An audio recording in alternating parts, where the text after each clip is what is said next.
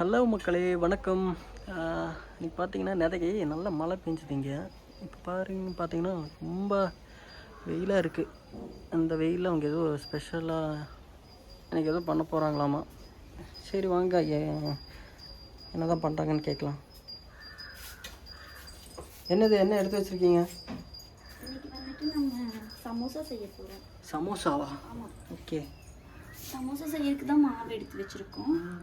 இது வந்துட்டு மைதா மாவு. ஓகே. மைதா மாவு 1/2 கிலோ எடுத்து வச்சுருக்கேன். அதுக்கப்புறம் உப்பு, தேவையான அளவு உப்பு போடுறதுக்கு எடுத்து வச்சுருக்கு. ஓகே. எண்ணெய் 4 டீஸ்பூன் எடுத்து காய வச்சுருக்கு. அப்புறம் சுடு தண்ணி, ஒரு சொம்பு சுடு தண்ணியும் காய வச்சுருக்கு மாவு பிணையறதுக்காக. இது ரெண்டும் இம்பார்ட்டன்ட். எப்போவுமே வந்து சுடு தண்ணி காய வச்சு தான் எடுக்கணும்.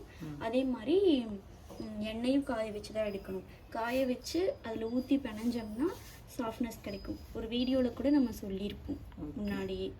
அது மாதிரி பிணைஞ்சு பார்த்தா நல்லா சாஃப்ட்னஸ் கிடைக்கும். பிணைஞ்சிட்டு பார்க்கலாம் எப்படி இருக்குன்னு. வாங்க பிணைஞ்சிட்டு பார்க்கலாம். முடிஞ்சா? முடிஞ்சு. மாவு முடிஞ்சாச்சு. இதோட மாவோட கண்டிஷன் பாருங்க எப்படி இருக்குன்னு.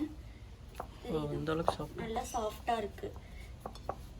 இது முடிஞ்சு இதில் உள்ள வைக்கிற ஸ்டஃப் பண்ணுறதுக்கான இன்க்ரீடியன்ட்ஸ் பார்த்துட்டு வரலாம். ஓகே. இன்க்ரீடியன்ட்ஸ் என்னென்ன எடுத்து வச்சாச்சா? இது வந்துட்டு உள்ள ஸ்டஃப் பண்ணுறதுக்கான இன்க்ரீடியன்ட்ஸ் எடுத்து வச்சிருக்கு. இது வந்துட்டு ஃப்ரை பண்ணிவிட்டு அதுக்கப்புறம் தான் வந்து ஸ்டஃப் பண்ணணும். என்னென்னா பெரிய வெங்காயம் 2 எடுத்திருக்கு. அதுக்கப்புறம் கொஞ்சம் சுண்டல் எடுத்திருக்கு. சுண்டல், கிரீன் பீஸ். சரி, அடுத்து பட்டாணி, அதாவது பட்டாணி. அதுக்கப்புறம் வந்துட்டு கருவேப்பிலை. ஓகே. அப்புறம் இஞ்சி. இது என்னது? இது பச்சை மிளகாய். 2. இதெல்லாம் மிக்ஸ் ஆக போகுது, அதனால எடுத்து வச்சிருக்கு. அப்புறம் வந்து கொத்தமல்லி தழை. ஓகே. அப்புறம் தேவையான அளவு உப்பு போட்டுட்டு இதெல்லாம் வந்துட்டு தாளிக்க போகிறோம். ஓகே, சரி வாங்க பார்த்துடலாம். சூடாயிடுச்சு. இப்போ பச்சை மிளகாய், இஞ்சி போட்டுடலாம்.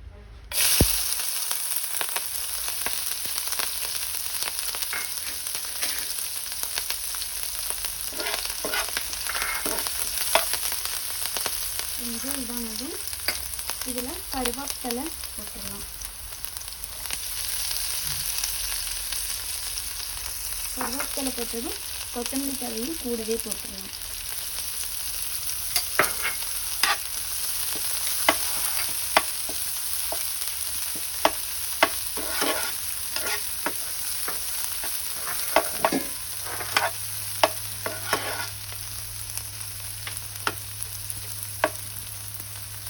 இது ரெண்டும் கொஞ்சம் பொரிஞ்ச மாதிரி ஆனதுக்கப்புறம் வெங்காயம் போட்டுடலாம். பெரிய வெங்காயம் 2 அறுத்து வச்சதை போடலாம்.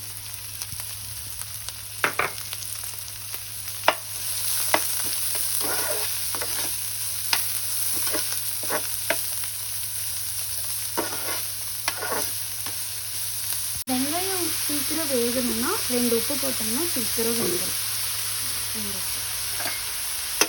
போட்டுட்டு ஒரு வாட்டி இப்படி தண்ணி விட்டுட்டோம்னா சீக்கிரம் வெந்துடும். சீக்கிரம் உள்ளே போட்டுடலாம். போட்டுட்டோம்னா கொஞ்சம் அதுக்கடையே வெந்துக்கும். இது எல்லாமே நல்லா வெந்து வரணும். கொஞ்சம் நேரம் வேக வைக்கணும். அப்போ தான் ஸ்டஃப் பண்ணுறதுக்கு ஈஸியாக இருக்கும். நம்ம ஸ்டஃப் பண்ணதும் அதில் பொரிச்சு எடுக்கும்போது கொஞ்சம் உள்ளெல்லாம் வெந்து வரும். அப்போ நல்லா டேஸ்ட்டாக இருக்கும். இதுலேயே கொஞ்சம் லைட்டாக ஃப்ரை பண்ணாலும் போதும். அப்போது உள்ளே எண்ணெயில் போடும்போது உள்ளே இருக்க எல்லாமே ஸ்டஃப் பண்ண எல்லாமே வந்துட்டு நல்லா பொரிஞ்சு நல்லாயிருக்கும். உப்பு, மஞ்சத்தூள் போட்டிருக்கு.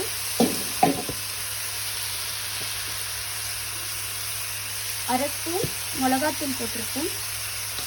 இதை வந்துட்டு நல்லா வதக்கி விட்டுக்கணும்.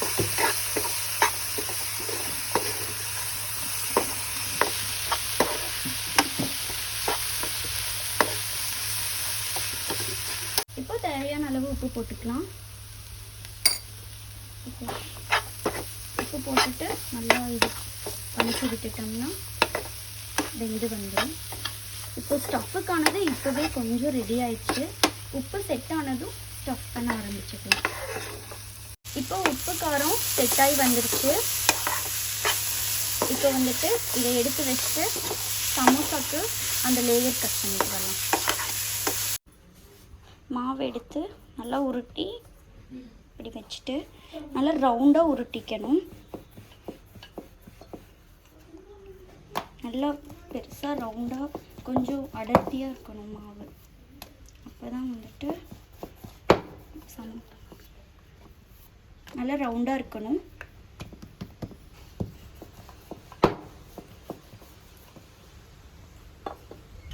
நல்லா ரவுண்டாக உருட்டி எடுக்கணும். நல்லா உருட்டி ரவுண்டாக எடுத்தாச்சு.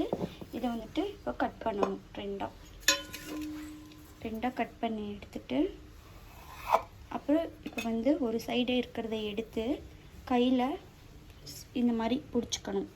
இந்த கேப் இருக்குல்ல அதை வந்துட்டு இப்படி மடித்து விட்டுட்டு இந்த இடத்துல கொஞ்சம் கை வச்சு இப்படி மடித்து விட்டோம்னா, இந்த இடத்துல கரெக்டாக கை வச்சு இப்படி மடித்து விட்டோம்னா இப்படி வந்துடும். அதுக்கப்புறம் இந்த இடத்த ஓப்பன் பண்ணோம்னா சமோசாவுக்கு வந்துடும். இதுக்குள்ள ஸ்டஃப் பண்ண போகிறோம். நான் வந்து சின்ன ஸ்பூனில் 1.5 ஸ்பூன் போடுறேன். அந்தளவு தான் நான் உருட்டியிருக்கேன். 1.5 ஸ்பூன் போடுற மாதிரி ஸ்டஃப் பண்ணணும். பண்ணிவிட்டு நல்லா உள்ளே நல்லா தள்ளி விட்டுட்டு அதுக்கப்புறம் அதை மடித்து எடுக்க போகிறோம். இப்போ இதை வந்து ஸ்டஃப் பண்ணியாச்சு. இப்போ வந்து நான் வந்து மைதா மாவை வந்துட்டு தண்ணியில் கலக்கி வச்சுருக்கேன் 1 ஸ்பூன். அதை வந்து எதுக்கு கலக்கி வச்சுருக்கேன்னா, இது வந்து நல்லா ஒட்டுறக்காக கலக்கி வச்சுருக்கேன். இப்படி சைடெல்லாம் இப்படி கொடுத்தோம்னா நல்லா ஒட்டி வரும். இப்படி மடிச்சு விட்டோம்னா சமோசா ரெடி. மடிச்சு விட்டுட்டு இப்போது இதை வந்து இப்படி கொடுத்தோம்னா நல்லா ஒட்டி வந்துடும். அவ்வளோதான், ஒட்டி வந்துருச்சா, சமோசா ரெடி. இதே மாதிரி எல்லாத்தையும் பண்ணிட்டு வரலாம். எண்ணெய் இப்போ காஞ்சிருச்சு நல்லா. இப்போது நம்ம செஞ்சு வச்ச அந்த சமோசாவை உள்ளே போட்டுடலாம்.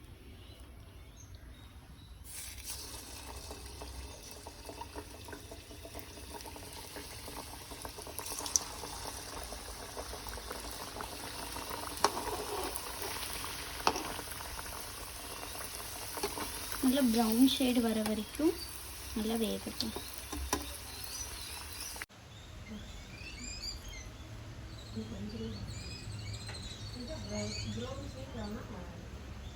ஷேடு இப்போ ப்ரௌன் ஷேடு வந்துருச்சு.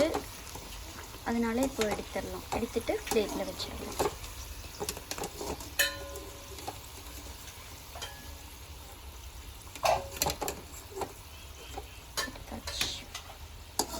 அதே மாதிரி இன்னும் மிச்சம் எல்லாத்தையும் இதே மாதிரி பொரிச்சு எடுத்துட்டு பார்க்கலாம்.